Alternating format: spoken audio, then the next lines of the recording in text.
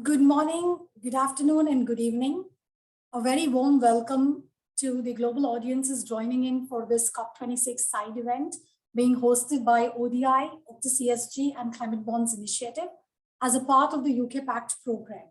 My name is Namita Vikas, and I'm the founder and managing director of Octus ESG, which is a global advisory firm on sustainable finance and climate strategy. It is my privilege to extend a very special welcome to our speakers, Dr. Urujit Patel and Ms. Teresa Lobo. Welcome and looking forward to your interventions. Well, COP26 ends today, and there has been a lot of buzz around action from governments and financiers. The conference has provided some very interesting and encouraging developments in the last 2 weeks. It has demonstrated the vigor of climate action from around the world through new and improved commitments and pledges. We saw the China-US deal, for that matter, which ramped up climate cooperation, and of course, banks, insurers, and investors pledging over global capital of $130 trillion behind net zero, making this 25 times of the figure that was just 2 years ago and half of the world's money. And of course, India's pledge to get 50% energy from renewable sources by 2030 and to reach net zero by 2070. While all these developments are promising, the reality is that unless world leaders are actually able to meet all targets, all conditional and unconditional indices, and keep all commitments, the world is heading for a 2.4-degree warming. Therefore, ensuring transformational and systemic change is a key priority in the coming years. But what complicates things is the twin issue of rapidly scaling financing and effectively managing climate risks. These threaten the successes of the pledges made at the conference. Bankrolling global climate action is perhaps the most critical challenge ahead of the world, and further, the involvement of the private capital, the better assessment of ESG and climate risks, the greater focus on regulation to ensure transparency and disclosures are all critical factors for success. Climate risk assessment is gaining momentum over the last 2 to 3 years with regulators in the lead. Bank of England's recent climate stress test, or the SEC's announcement on climate risk disclosure regulation, or for that matter, RBI's stance on climate change impact on financial stability. All these signals the global finance community that it is time for change. However, in truth, these aren't enough. In India, climate emergencies are costing billions of dollars, and financial institutions must bear the responsibility of enhanced climate risk assessments to determine, mitigate, or eliminate exposure. But several challenges hamper a move in this direction at the moment, and these include nascency of understanding of ESG and climate risks in the Indian financial sector, lack of common and unified narrative or a framework, and lack of data that in turn makes measurement or quantification of some of the qualitative impacts of climate change very difficult. But the good news is that each of these challenges can and is being addressed. Regulators in India are grabbing the massive opportunity of catalyzing policy as a tool to help achieve India's new net zero pledge. Indicators are the RBI joining the NGFS or the IFSC's Sustainable Finance Hub or the Sustainable Finance Committee initiative, the Ministry of Finance leading the sustainable finance work and the forthcoming taxonomy that we are all waiting for. These are all indicators of the impetus to climate action. The work ODI, Climate Bonds Initiative and Octus ESG are undertaking in India as a part of the UK Pact program is building preparedness within 10 Indian banks and financial institutions for inevitable shifts in regulation and market pressures. These large institutions are a part of this program, and I'm sure these are exciting opportunities to strengthen ESG and climate risk management, at the same time curate a financially sound and climate-proof Indian financial sector.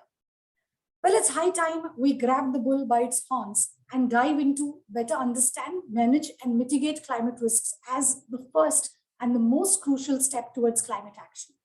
To this end, we have a short video by Dr. G.R. Chintala, Chairman of NABARD, which is a leading institution on ESG risk management and deploys billions towards sustainable finance. He speaks on the role of finance in climate action. A dangerously warming planet is hardly just an environmental challenge. NABARD believes that directing capital to boost resilience to climate impacts, particularly for vulnerable social groups, makes for effective interventions. Climate action and equity must be the twin pillars upon which we build our inclusive and sustainable future.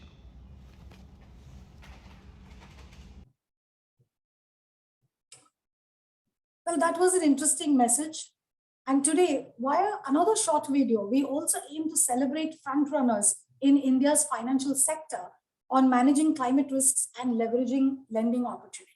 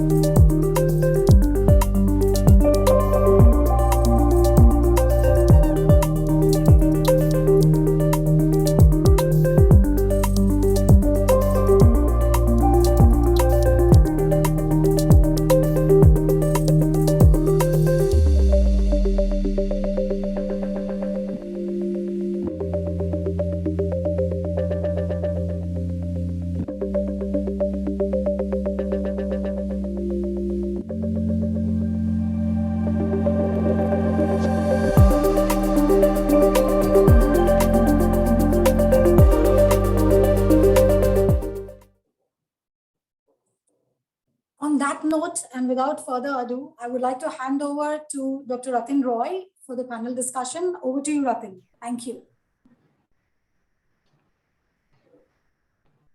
Thank you, Namita. And let me introduce myself first to the audience. Thank you for attending what promises to be an interesting event on India on the very last day of the COP.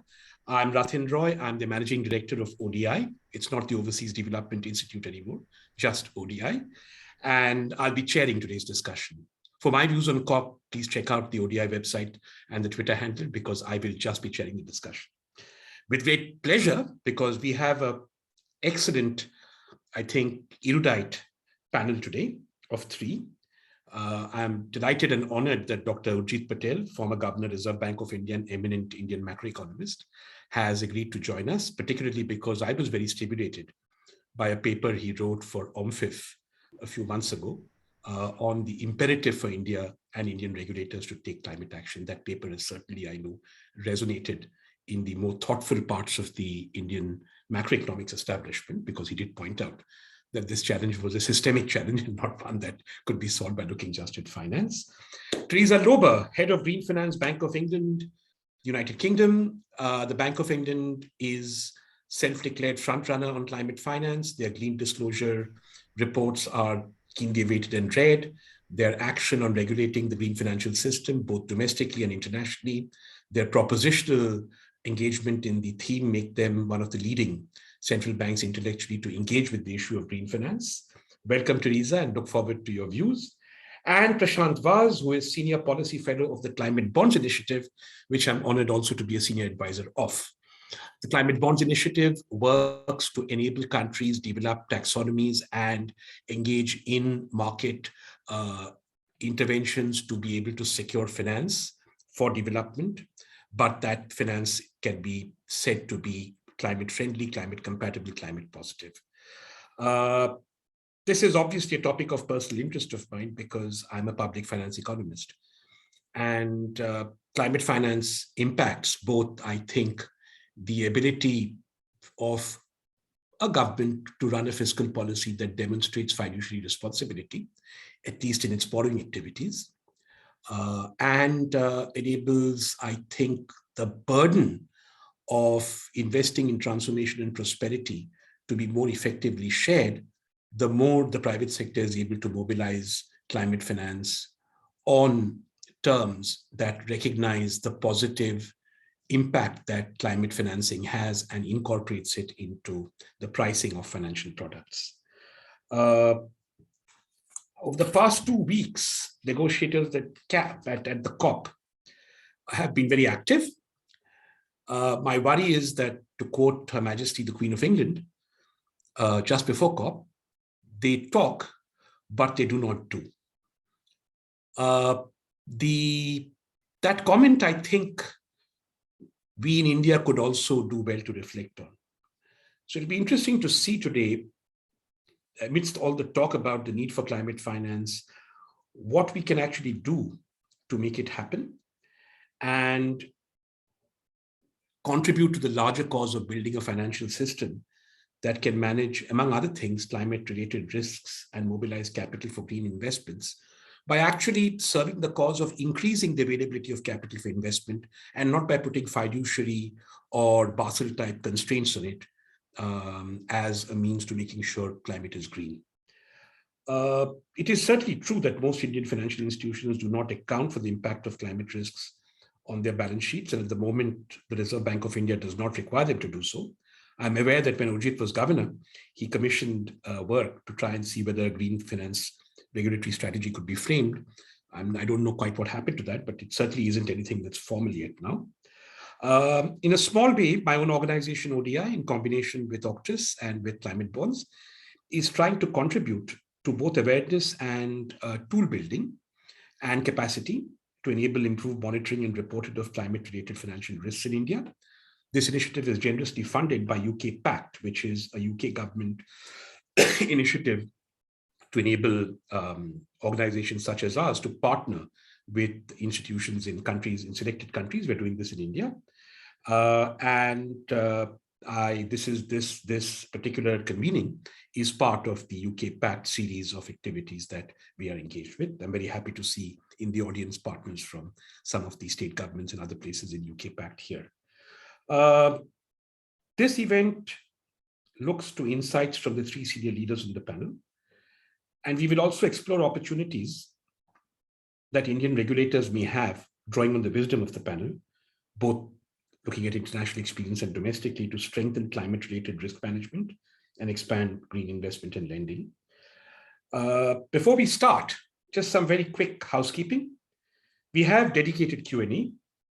Please use the Q&A icon to send me a message in chat, which the other participants will also see. And then depending on supply and demand, we will collectively manage our responses, but respond we will.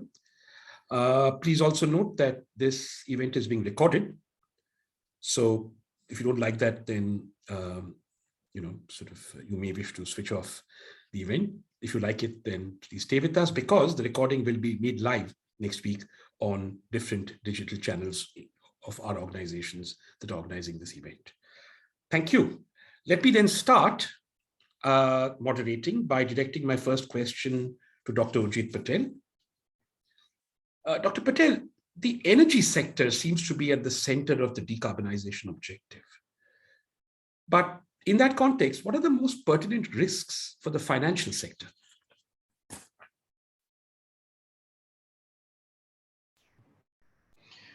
Thank you, Rati. If I could just pose that in an alternative way, that what are the additional risks that are engendered for the financial sector on account of the decarbonization and agenda and the net zero commitment? So the energy sector financing risks pose a challenge because funding for both renewables and other initiatives and technologies that would have to be deployed for decarbonization And traditional hydrocarbon fuel electricity generation has to take place in the coming decades. Hardly any sizable country can at this juncture choose a corner solution in this context. This is especially so for many developing countries like India and others, where per capita consumption of electricity is still low and lifeline energy availability, while keeping it affordable, has some way to go even for modest security and household welfare. The cost of capital for energy from both sources, or rather for both sources, is important. Green bonds are welcome, but so is funding for conventional energy. The segue from less conventional to more renewable will have to be smooth. Those clamoring for abrupt changes should be ready to pay for costs of dislocation. Therefore, perforce my general comments are against the backdrop of this broader energy context. Despite pressures, lenders are facing up to these challenges of climate risk expectations. The key in this context is mapping the various forms of climate risks onto financial risks. There are 5 sets of well-known transition risks that affect lenders. One is the policy and legal, which encompass, among other things, enhanced reporting obligations, regulation of existing products and services, including energy efficiency standards and the pricing of emissions. Second is technology, which is the substitution of existing products and services with lower emissions options. These risks are not insignificant beyond the solar-based renewables segment. Third is the markets, and this is the changing customer behavior. Fourth is reputation, which is the segmentization of some sectors, perhaps even litigation and negative stakeholder feedback. Fifth is the extreme climate events may expose financial institutions, including insurance companies, to unprecedented and large payouts. For optimal risk management, the challenge is mapping these 5 transition risks to the financial metric. That is, how do these affect credit risk, market risk, liquidity risk, and funding risk for both carbon intensive and low or zero carbon sectors. For the former, risk of stranded assets is sometimes the most apparent one. However, a cursory glance at empirical evidence on carbon premia in syndicated lending contracts suggests that these so far are modest, even small. On the other hand, there are very few cogent and systematically integrated metrics that allow for estimating green discounts. Direct climate risk for energy projects, say a coal-fired or natural gas-fired thermal power station, is small, perhaps even non-existent.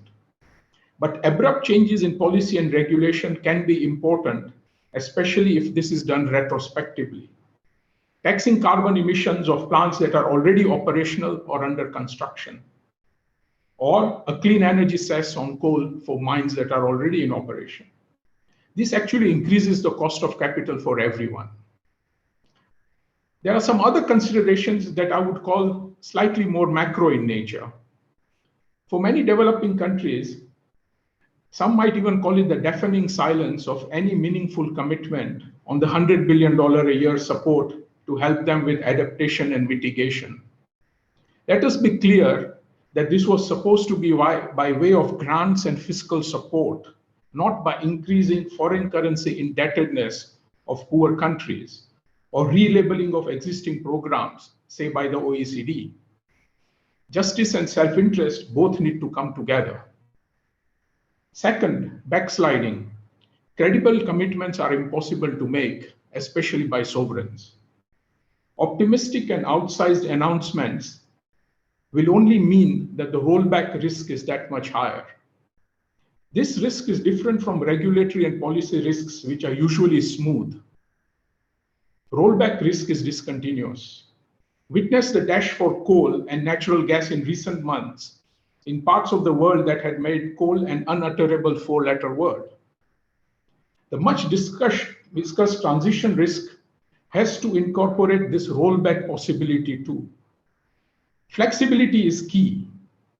In other words, ironically, long-term, over-optimistic policy goals themselves can be a source of uncertainty and doubt, which increases the cost of capital for the energy sector.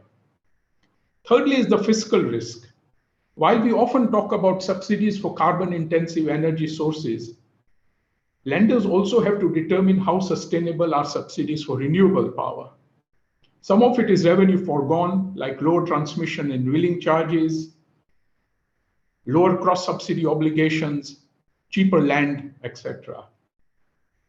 Let me end my initial comment by cautioning against explicitly and effectively adding carbon-related import tariffs to the agenda of the World Trade Organization, the WTO, which is currently functioning without an appellate body. That itself is risky. It will be one more nail in the coffin of the rules-based global trading system that has helped to lift hundreds of millions out of poverty in recent decades. Developing countries should be forewarned that diverse permanent bureaucracies in countries that have contributed the highest to the historical stock of greenhouse gases are busy sharpening pencils to come up with trade barriers under the guise of carbon level playing field. Thank you. Thank you very much, Urjit. I am absolutely delighted that my suspicion that I would enjoy your intervention has proven right. I'd like to point to the audience at least something that for me is completely innovative, which is very important in developing countries, which Dr. Patel highlighted, other than the taxonomy of risk that he provided, which was in itself very useful. Rollback risk. And this is why I think countries like India have been very, very cautious. And even there, I have my doubts in committing promises that we have seen European countries and other rich countries break with alacrity for the past 25, 30 years. No country likes to emulate bad habits, and therefore we'd like to keep rollback risk to the minimum, not to mention the political consequences in essentially fragile developing countries of rollback risks happening. The other, I think, point that Dr. Patel made was very important and often overlooked, that there has to be some sort of coordinated action on the fiscal and monetary side. But what seems to be happening is that in sector after sector, as he said, people are sharpening their pencils in almost a Jesuitical way to sanction activities which would promote growth and prosperity in developing countries. And the WTO, sans an appellate body, is not at this time, I think, an acceptable forum to become climate facing in a sanctioning sense. If there are proposals to improve free trade and enhance it that are good for the climate, I think the developing countries would have open ears, but not the way the argument is going. So thank you very much, Urjit.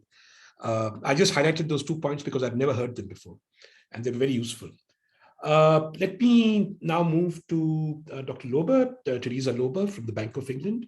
So I thought, Ms. Lober, if you could start by broadly telling us something that puzzles me, and I've been critical about it. Why does the Bank of England consider climate change to be part of its central mandate?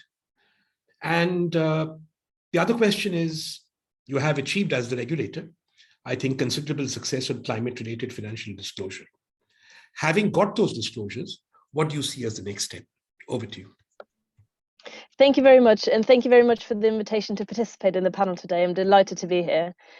So in terms of how we think about our mandate, climate change creates financial risks, and it does that through several channels. So Dr. Patel spoke a lot about the transition, the need for the economy to change to meet our net zero emission ambitions. And that requires a fundamental change across an entire economy, how we produce, how we consume. That will impact the economy and by turn, the financial sector. But if we fail to transition, then we will see extreme physical risks. And we're already seeing quite a lot of that today. We'll only see more flooding, sea level rises, wildfires. All of that will lead to a damage or destruction of infrastructure, property, and assets. And so that directly creates financial risks for the financial sector and, of course, for the economy. So the way we think about it is that it directly affects our mandates, which is financial stability, the safety and soundness of the firms that we regulate, so banks and insurers, and monetary stability. And we started our work a few years ago, and actually recently the UK government have changed our remit to actively include climate, a reference to their ambition to reach net zero emissions by 2050, and reflect the work we have been doing and the need for that work.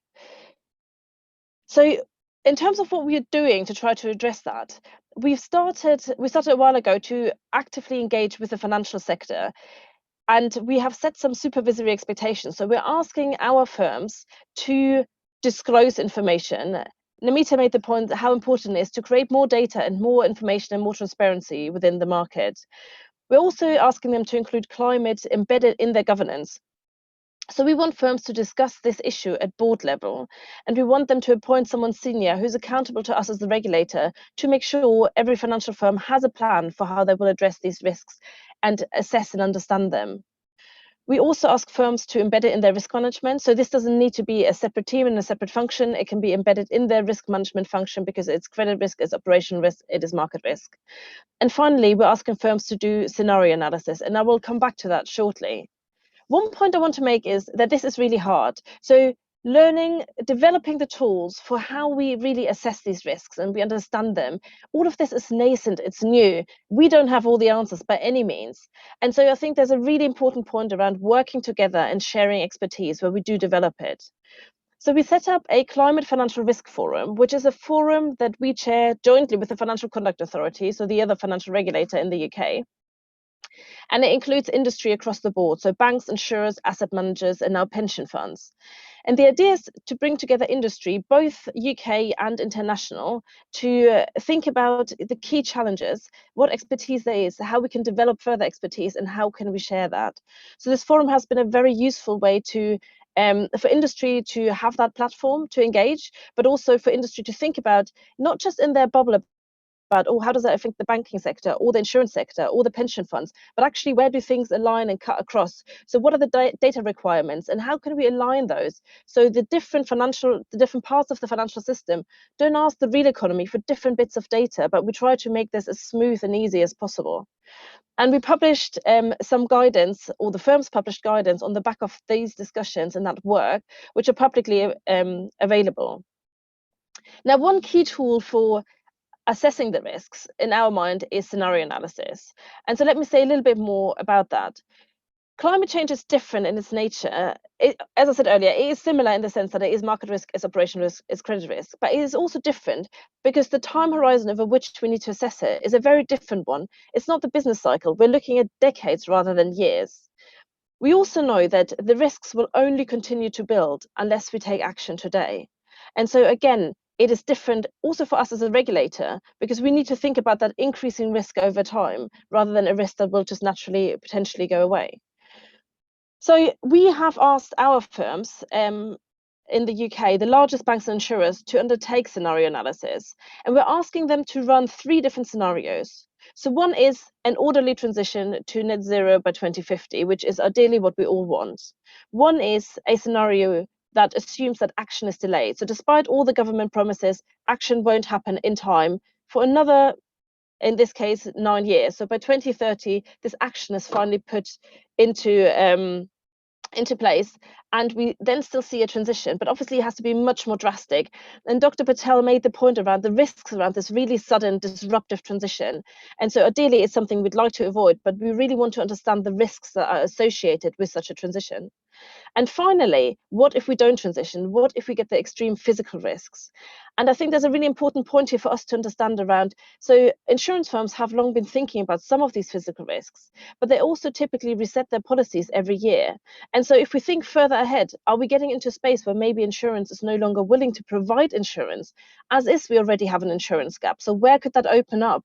And I think that's a particular concern also for emerging markets like India, but very much also in the UK. And so where UK firms are exposed internationally and lending internationally, that's a real issue that we need to think about. Similarly, quite often banks assume that insurance is in place when it might not be. And so they need to think through where they're exposed to these risks. So the objective for us is to understand the exposures of individual firms, but also the system as a whole. So where do they interplay? And then we want to understand the management actions firms have planned. So do they plan to divest? Do they plan to invest a lot in green assets, of which we know there are currently not very many, and that could create a bubble, for example? How do firms think about it? What are their planned management actions? How do they plan to adjust their business model? And finally, it's a very useful tool for us to actually just get firms to build up these capabilities. Again, we know this is really difficult, so we're trying to actively support them on this journey. The flip side to all of this, of course, is we're very much focused on risks because that is our mandate. But the other side of that is opportunities. So for the financial sector to actively use this exercise to identify the opportunities where they can support this transition, where they can play an active part. So for example, we asked them to engage with the largest counterparts and have conversations to understand how those firms are thinking about the transitions. What plans have they got in place? What are the key milestones? And how can the financial sector play an active role in supporting that transition? Scenario analysis, like everything else to do with climate, is difficult. And so we have worked internationally through the Network for Greening the Financial System. And we were absolutely delighted when the RBI joined the NGFS.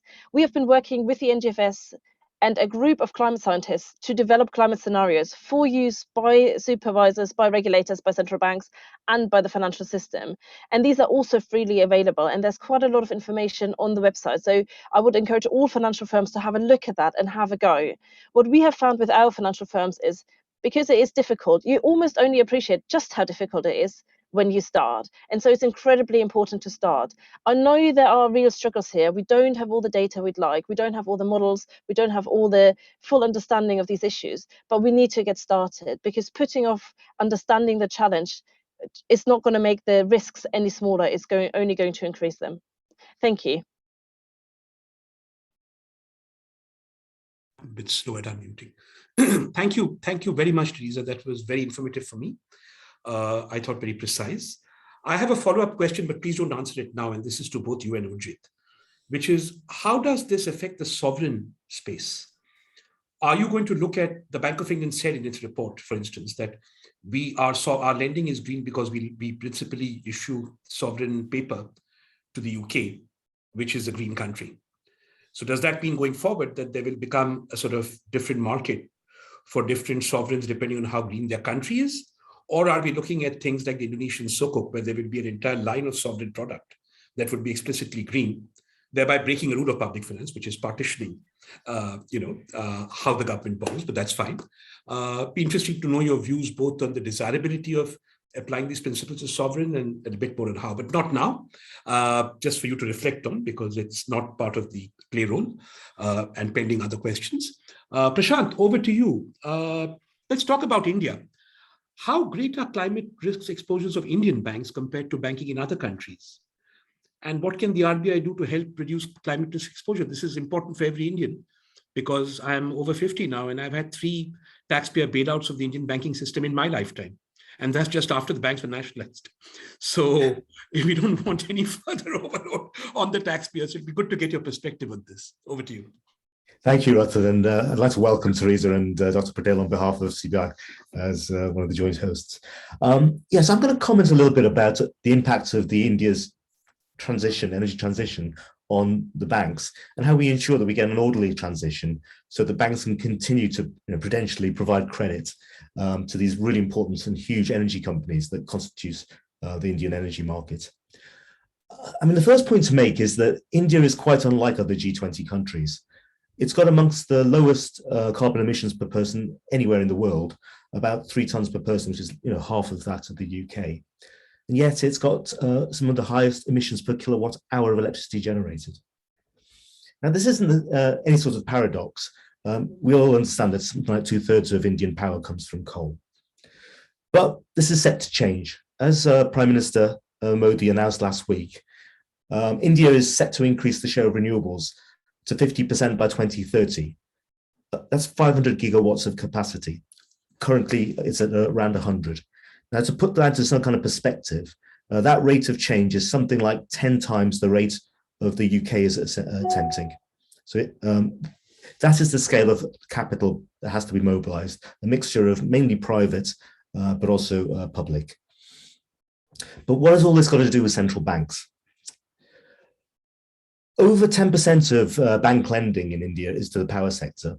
And we did a fairly thorough analysis of credit from banks at the individual loan level as part of the UK PAC project that Namita and Ratan has talked about.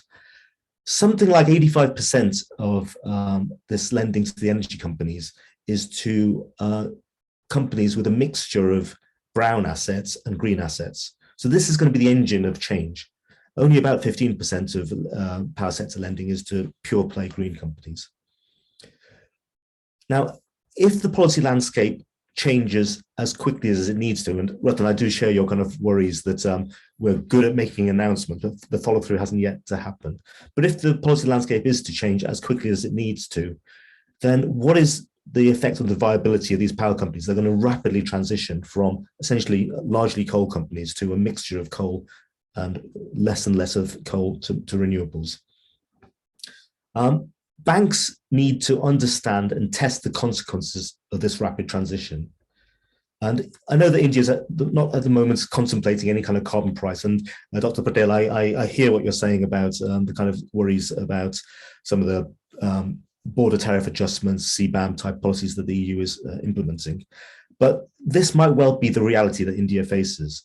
As if companies in Europe and US and Japan that are going through transition in internationally traded sectors like iron and steel, if they're going to remain viable, then some kind of protection of this nascent green economy within OECD countries is going to possibly happen. So that's a reality that we're going to have to get used to.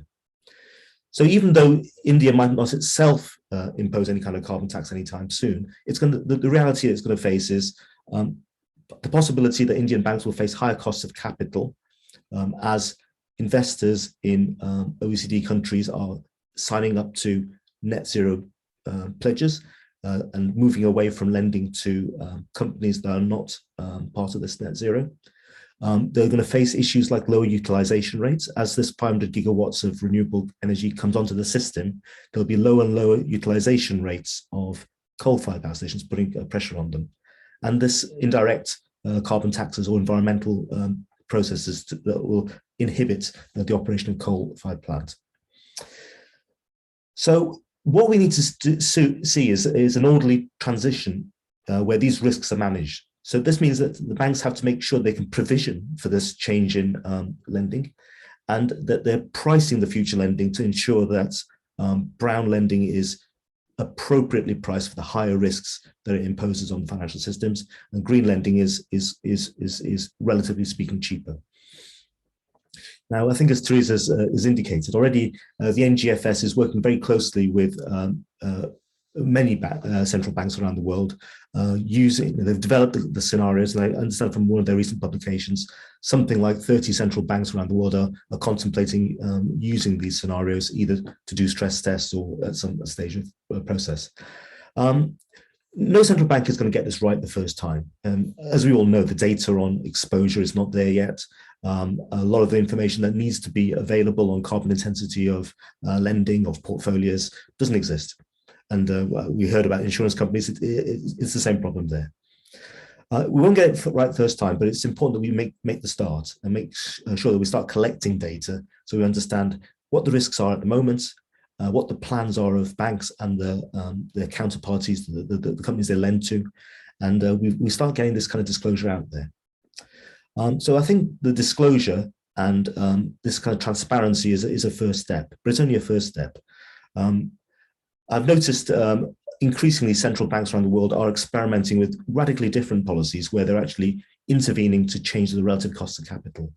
So the PBOC is trying to nudge banks now to rebalance their lending. And I think in a very exciting policy that was launched only this week, they're creating a new liquidity tool where the central bank is providing a credit line to banks at 1.75% interest rate, which then can be relent to green projects at a higher rate. So this is where this kind of nexus of taxonomy, definitions of green, and genuine regulatory intervention to change relative pricing really comes in. Not the 1 or 2 basis points difference that we're seeing in green bonds, which are welcome, but not enough, but this real 200, 300 basis points difference.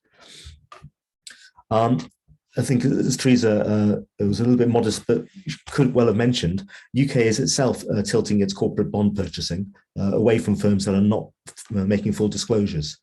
And there are other ideas out there, like carbon cyclical capital buffers, whereby banks that have got a portfolio of lending to greener projects can acquire or have less capital that they have to deposit with the central bank, which less of an issue with India, I know, but in some countries that's quite an important policy. But one of the things that the virtues of India is obviously its priority sector lending. That's an incredibly powerful tool. At the moment, that's being used for lending to some of the smaller renewable projects, but it's a good way of actually trying to forcing capital flows, not just to small renewable projects, but to the larger ones as well. If we're trying to achieve 500 gigawatts of renewables and do it in an orderly way, which ensures continued capital flows from the private sector and international capital markets, this kind of nexus of taxonomy, central banks interventions, and disclosure is the way I think we need to go. Thank you very much. Thank you, Prashant. I note in passing, and this is an interesting phenomenon, that what was once a necessity seems to have become a virtue. Central banks now buy corporate bonds with alacrity and make a virtue out of it. That wasn't the idea when they were buying corporate bonds in the first place. I say this because suddenly priority sector lending, which according to central bank dogma was a horrible thing India was doing for 20 years, seems to have become a virtue. So broadly, I'd be interested to know, I mean, in your remarks, all of you, whether the idea that central banks should be in the business of subvention and subsidy is now part of the core theology of central banking. Have I missed something here? Or what? Because to celebrate priority sector lending and to celebrate buying corporate bonds, which were bought, I thought, in an emergency, and then to now say, oh, now we can use this as an instrument for green, I might have to re-educate myself on the theory of central banking. But anyway, we don't have any explicit questions yet. So can I ask both Urjit and Teresa perhaps to reflect on the sovereign question I asked? Perhaps, Teresa, you could go first this time. Yes, very happy to. Actually, let me pick up on the corporate bond point first. So I think it's one point that's very important to us is that whatever we do in this space is within our remit and our mandate. So we don't buy corporate bonds for a purpose other than monetary policy. But given that we hold a corporate bond purchase, so this goes to a wider point where we say we're asking the financial sector to do something, we should hold ourselves to the same high standard. We're asking firms to incorporate climate considerations in all financial decisions, then we should be doing the same. If we think this is a financial risk, it also is a risk to our corporate portfolio. And so this is why we use our corporate portfolio. We have undertaken quite a lot of work to look at how we can tilt it to make sure it still primarily serves the purpose of monetary policy. But while it is doing that, it also supports the transition and is green. So I think to your point about should the central bank be in the space of subsidies or setting risk weights to actively support this? Absolutely not. I think we're very clear that that is not the purpose. That is for government. Climate policy is for governments to set, not for central banks. What is our responsibility, however, is to manage the risks that have come out of it. So if government action is missing, the risks will still come back to us. So we still have to worry about those. So it's a tricky dynamic to manage sometimes. On the sovereign bond space, I think it's an excellent question and it's a tricky one. So we have a portfolio, again, for monetary policy purposes, where that is made up of UK government bonds, sovereign bonds, and that's 98%. So our corporate portfolio is actually tiny by comparison. And we would like that to get to net zero, but the only way for that to get to net zero is effectively, it is a reflection of the UK economy. So once the entire UK economy has reached net zero, our portfolio will have reached net zero. So I think the key focus for us is to say, how do we work through the financial system to support the transition to net zero, and that way change it.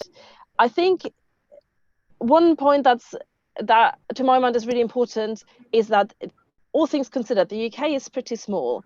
So the UK changing to net zero on its own is really not going to have that much of an impact. This truly is a global issue. And so we need to tackle it together. So I think, and this comes back to a point around financial flows and how we think about the transition and how we think about this internationally. For example, in the NGFS scenarios, for the orderly transition, as a sort of a summary of the climate policy action taken, we have a shadow carbon price. That price is different for different countries, reflecting the fact that developed countries need to do a lot more in this space than emerging markets. And so we're actively trying to, because the risks, the transition risks and the transition that needs to happen has to be measured accordingly. So it's something we're actively trying to reflect the political reality in our scenarios. And so, but I think the question around the sovereign space and how the financial market will assess sovereigns in other countries and the financial risks in that space is tricky, because I also appreciate that often the countries that will be worst hit by the physical impacts from climate change are often in the emerging market space, and it's the advanced economies that are more likely to be able to adapt or are just happen to be located somewhat geographically where they're likely to be less hit. So it's a really tricky dynamic to navigate. Thank you. Urjit, what's your take?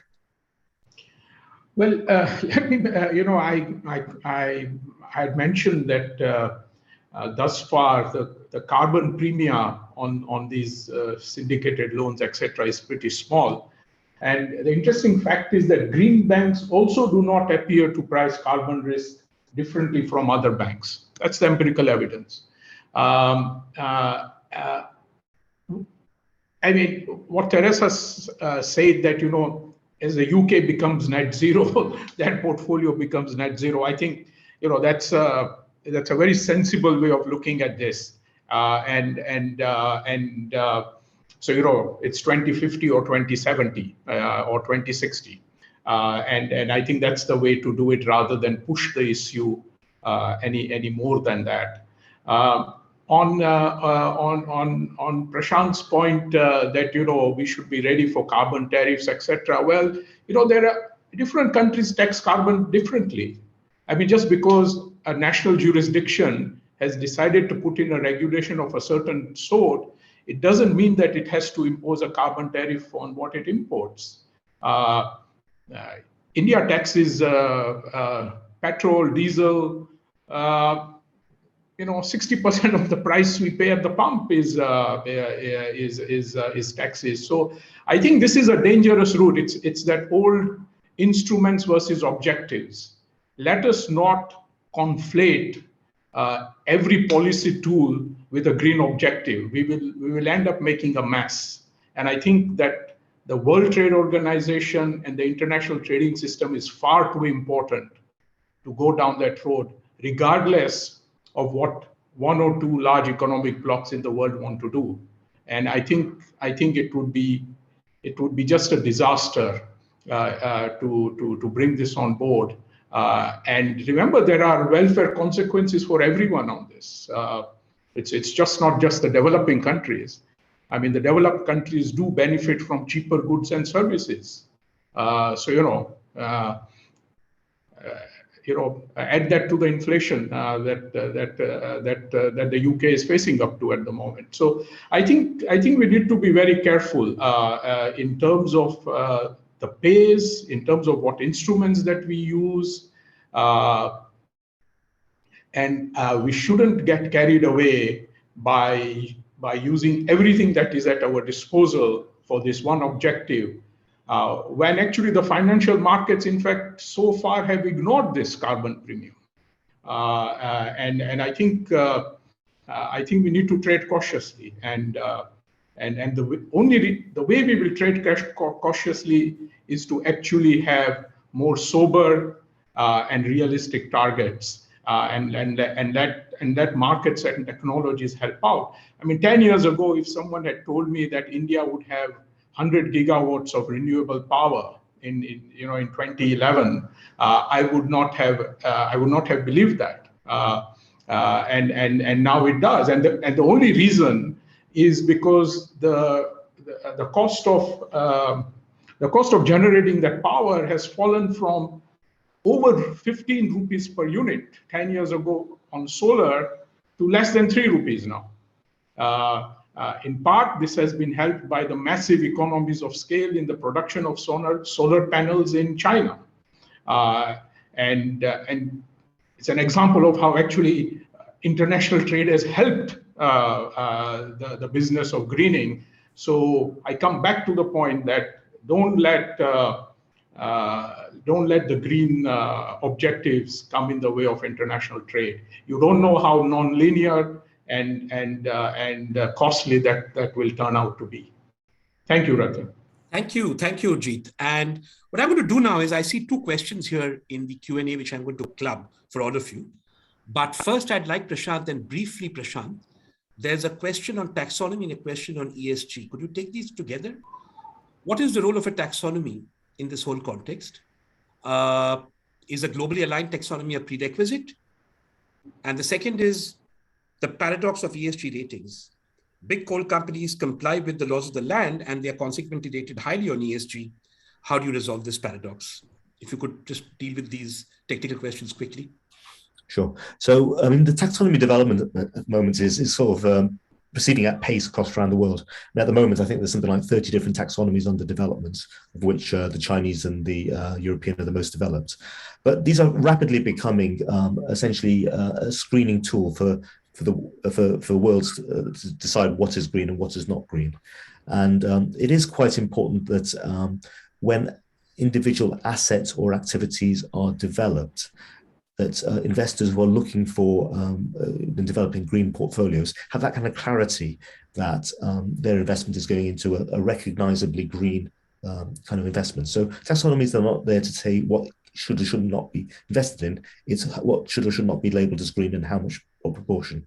So I think the importance of it is that investors in OECD countries looking to build up a green portfolio can know with some confidence that the Indian assets that have been identified as being green are commensurate to ones that they're used to seeing.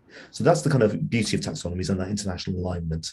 And I think that's the kind of the way that we see things going. And, you know, rather paradoxically, UK is suddenly finding itself in the same situation as India of trying to work out which taxonomies to align with now that now that Brexit has occurred. And I'm quite actively involved with the Green Technology Advisor Group here in the UK as well.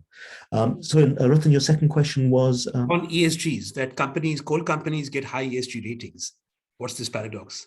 Yeah, well, I mean, I think this is one of these kind of things which is going to shift over time. I mean, pretty much all the rating companies, you know, the big international ones, Moody's, S&P, Fitch, they're all in the process of actually revising their methodologies, and there's a lot of sort of work in progress.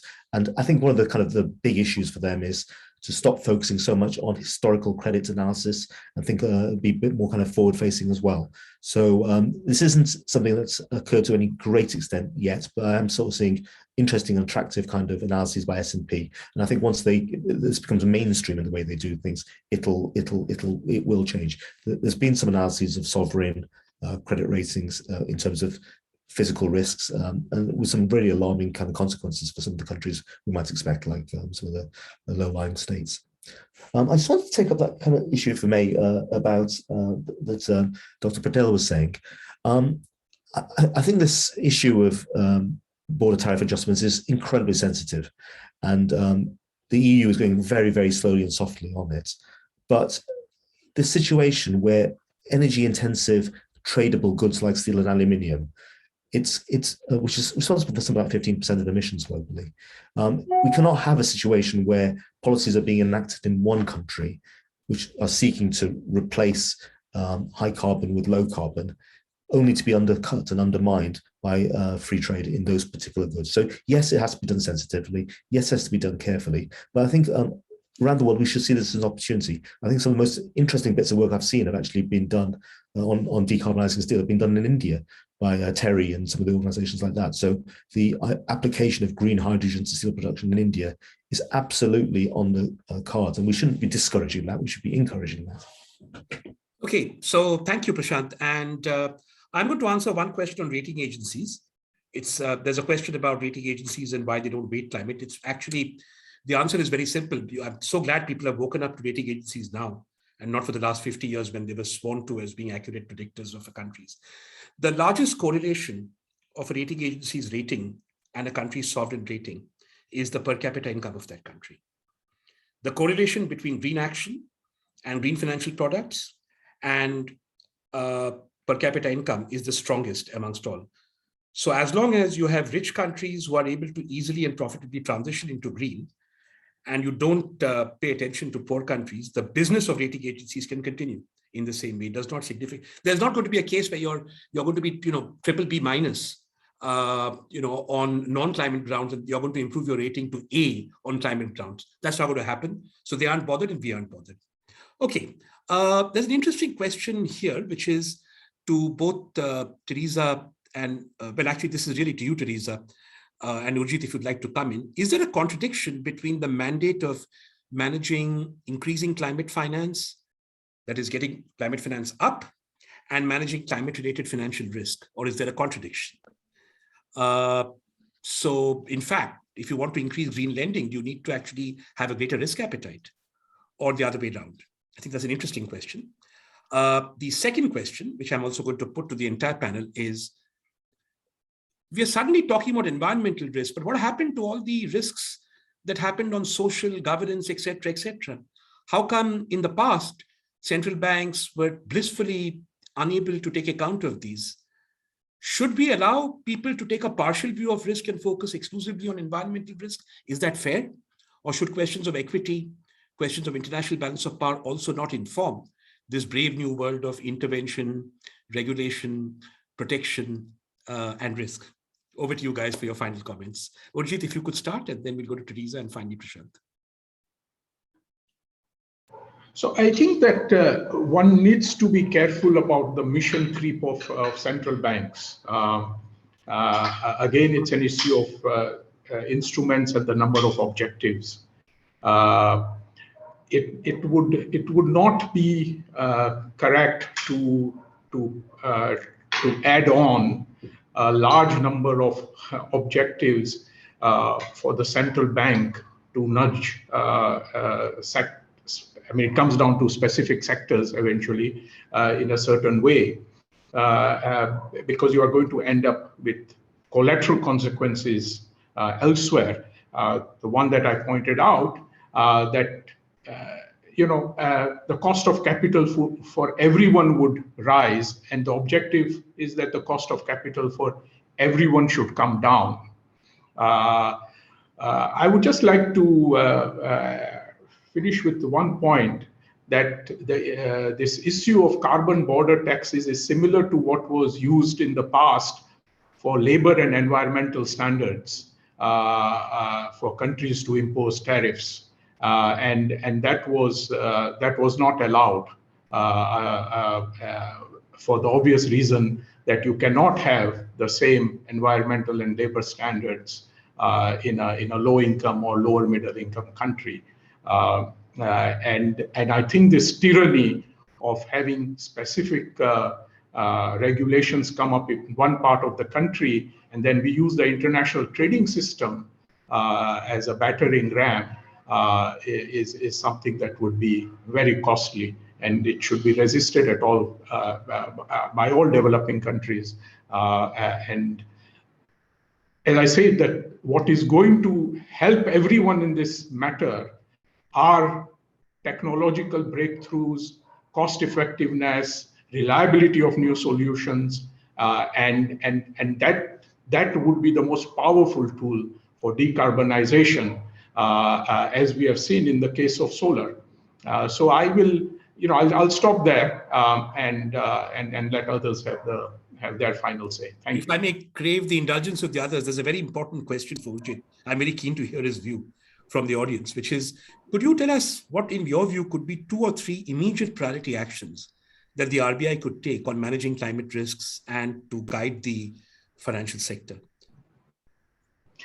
I don't think that that it should be the RBI's role to do this. I think what is important is for the regulatory and the supervisory process and policies should guide banks and other lending institutions into internalizing these risks appropriately.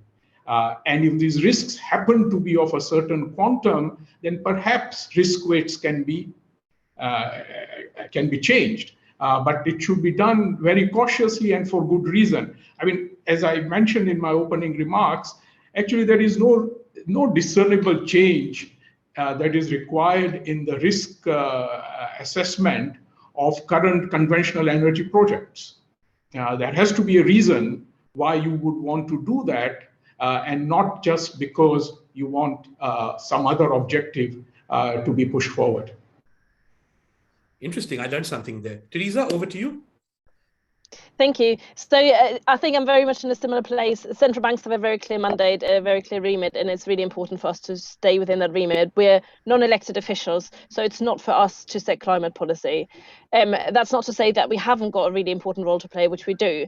And I think there's an interesting question around, that is there a tension between managing the risk and trying to increase climate finance? The way I think about it is that we need to green finance, so we need to get the financial system to become green, to really understand the risks and incorporate financial considerations in its decision making, and we needed to finance the transition. But I think when we talk about financing the transition, there's a really important point here which we haven't talked about yet, which is greenwashing. We do not want, I think there's a real risk, say if we were to have a green supporting factor, so we lower the risk weights on green assets, there's a real risk that we're actually going to create risk, because you have lots of money flooding into an aspect that isn't yet well standardized, that isn't well certified.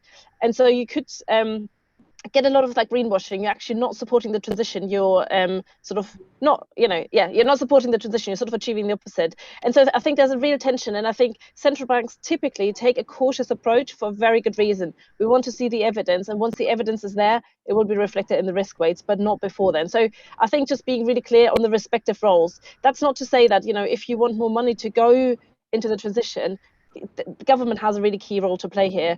We also have the Financial Conduct Authority, which actually has a key role to play to ensure against greenwashing, to really think about, how does this work properly? So that in the UK, that doesn't sit with the Bank of England, but there's another body who's thinking about it.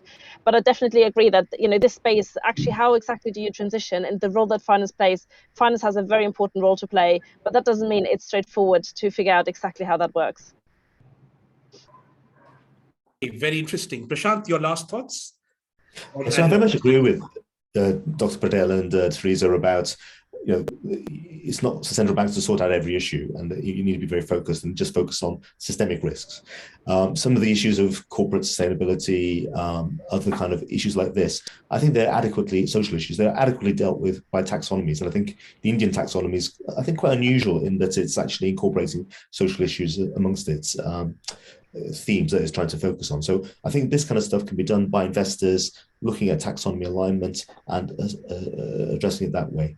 I think the issue of climate risks is a little bit different to that, in the sense that I sort of shared data showing the speed at which India is seeking to affect this transition, and secondly, the already existing large exposures and the need for these very important companies to remain solvent and able to access credit to do the transition. So hence the kind of importance of tools like the Chinese ones, where central banks consider using cheaper credit for taxonomy aligned green investments. And that's just to your point about greenwashing. Nobody wants to see fake green projects being offered cheap credit. It has to be done aligned to the taxonomy. Thank you. Well, we have come to the end of our time, and I think this has been a fascinating discussion. I think there's enough meat here, or vegetables for the vegetarian, for us to perhaps try and distill a note and send it around with Namita's help to financial sector heads who are participating in UK Bank, and with my old friend and OG's former colleague, Michael Patra, I think would be very interested, Deputy Governor Patra, in our deliberations today. These are interesting questions. The audience would have noted, and you've been a fantastic audience, thank you. These were really strong, substantive questions. There are two themes here. One, of course, is the operational mechanics of making sure that we have a green policy, we understand what green is better, we avoid greenwashing, and there's a cooperative role to be played. It's also clear that there is a lot of political economy tension on how these policies are put in. There are balance of power questions here, which have to do with the fact that, you cannot get $100 billion out there for green finance but you can try and impose carbon border adjustment mechanisms. And the asymmetry, I think, is a source of considerable tension and lack of cooperative action, including, I'm afraid, at this COP. And I think our conversation today has reflected these positives and these challenges. Thank you very much, Dr. Patel, Dr. Lober, Prashant, Namita, and the audience, and have a lovely rest of the day and a good end of COP in case you guys are still involved. Thank you and goodbye. Thank you. Bye. Thank you. Thank you.